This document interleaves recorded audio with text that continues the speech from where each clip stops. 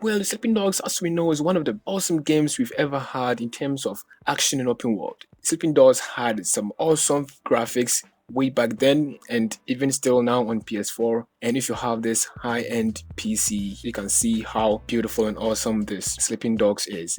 And also some of the things that you can do in the streets. You can have some talks with people. You can go to the markets and buy some stuff, some foods, some cans, some shirts, and a whole lot more in the street that you can do. Yeah, I know the map isn't that really big for open world, but there are a lot of things that you can do in the streets to keep you in action mode, also to keep you entertained. But are the game developers still having plans to revive the game? Actually, Sleeping Dogs is a game published by United Front Games after they partnered with Square Enix. Originally, Sleeping Dogs was published as a part of a sequel from the true crime game. But because of a licensing issue with the true crime game production, they couldn't make it, and that's why they partnered with Square Enix and rebranded with the Sleeping Dogs title. The game sold 1.5 million copies at launch in 2012 and showed some promising sales later at the end of that year.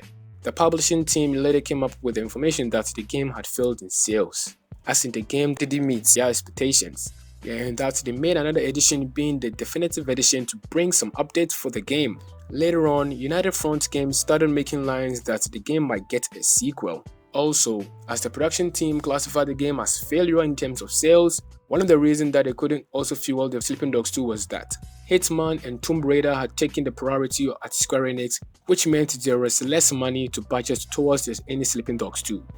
Also, as the Sleeping Dogs was only a single-player game, Square Enix planned to have a feature to enable the co-op for the Sleeping Dogs 2, so that you can choose to play solo or co-op in some missions.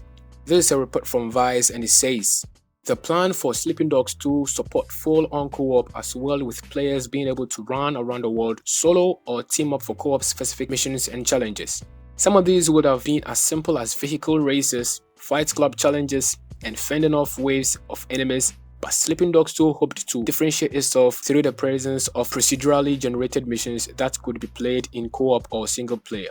In theory, the game would have analyzed where the host of the co-op sessions was in the single-player story and assembled a unique campaign from various existing pieces, characters, objectives, and etc. Well, this is now a thing in video games. Now, most of open-world games are multiplayed, and that is exciting.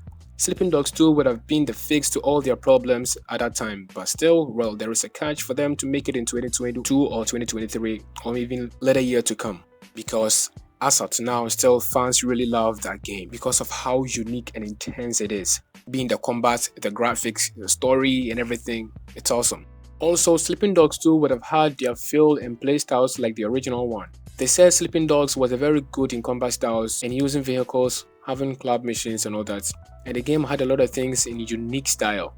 And the story would have been picked from the original game, but this time Officer Wei Sheng will join a conflicted corrupt partner.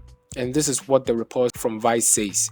Sleeping Dogs 2 would have picked up after the original game, once again following the previous exploit of Officer Wei Sheng. This time, Sheng will be joined by a conflicted corrupt partner named Henry Fang as they explored China's Pearl River megacity, a noted economic hub and yes, a real place.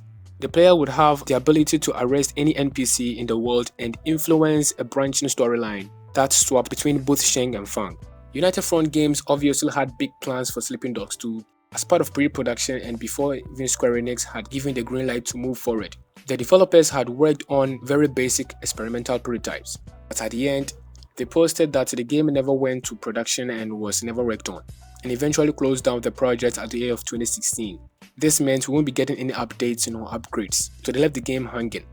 But as I said, there is still a catch for Sleeping Dogs 2 because the game still belongs to Square Enix, and that they can start or go and pick up the game and start to work on it at any moment from now. Anyway, this is what's about Sleeping Dogs 2 and why there is still a catch for that.